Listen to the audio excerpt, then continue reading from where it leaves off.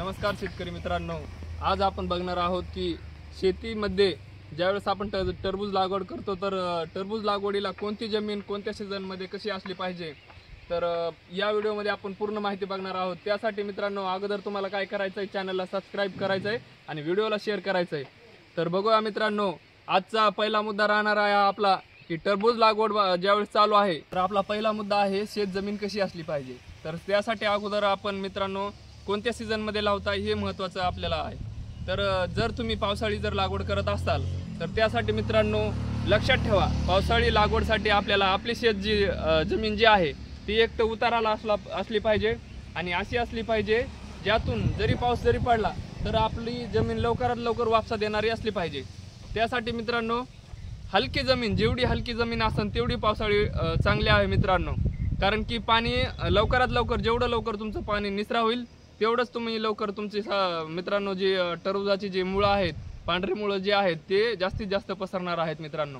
आणि तुम्ही जर पावसाळ्यामध्ये जर भारी जमीन काळी जमीनमध्ये जर लागवड केली तर मित्रांनो तशा अवस्थेत काय होणार, तुमचं ते जी जमीन आहे तुमची काळी जमीन आहे तर ती मित्रांनो पाणी सोडणार नाही आणि पाणी न सोडल्यामुळे मुळं आहेत पांढरी मुळं ती जागेच खराब होणार आहेत मित्रांनो।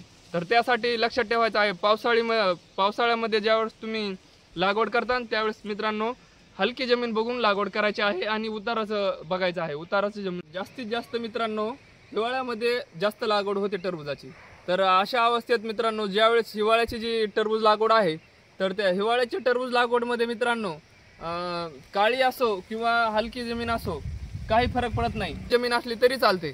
परंतु ज्यावेळेस आपण उन्हाळ्यामध्ये लागवड करणार आहोत, उन्हाळ्यामध्ये मित्रांनो तुम्ही जर टरबूज लागवड करतात तर अशा अवस्थेत तुम्हाला अशी जमीन पाहिजे जी पाणी धरून बसल मित्रांनो, पाणी लवकर सोडलं नाही पाहिजे। कारण की का तुम्ही ज्यावेळेस टरबूज लागवड करणार आहात आणि उन्हाळ्यामध्ये जर करणार आहात तर त्यासाठी मित्रांनो तुम्हाला पाणी खूप जास्त लागणार आहे आणि उन्हाळ्यामध्ये पाणी जर तुमच्या जमिनीमध्ये जास्त टाइम जर राहिलं मित्रांनो तर तुम्हाला पाणी कमी लागेल। मग त्यासाठी तुम्हाला काय करायचं आहे, जेवढी होईल तेवढी उन्हाळ्यामध्ये हलकी जमीन बघायची नाही, भारी जमीन बघायची।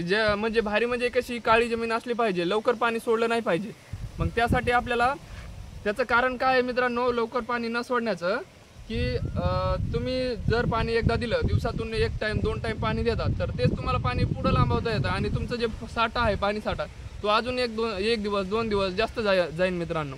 त्यासाठी तुम्हाला काय करायचं, उन्हाळ्यामध्ये काळी जमीन बघायची आहे मित्रांनो। तर मित्रांनो तुमच्या लक्षातच आलं असेल की कोणत्या सीझनमध्ये कशी जमीन असायला पाहिजे, ही खूप महत्त्वाचं आहे गोष्ट मित्रांनो।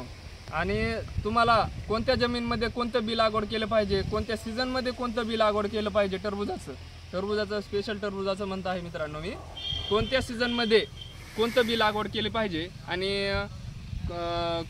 पावसाळ्यात वेगळं बी लागणार आहे मित्रांनो, उन्हाळ्यात वेगळं बी लागणार आहे आणि हिवाळ्यात वेगळं बी लागणार आहे। प्रत्येक बी म्हणजे कंपनी पण चेंज येणार आहे मित्रांनो। तर त्यासाठी पुढचा व्हिडिओ येणार आहे मित्रांनो। तर पुढचा व्हिडिओ बघण्यासाठी अगोदरच या चॅनलला सबस्क्राइब करून ठेवा मित्रांनो आणि बेल आयकॉनवर ऑलवर करून ठेवा मित्रांनो। तर धन्यवाद।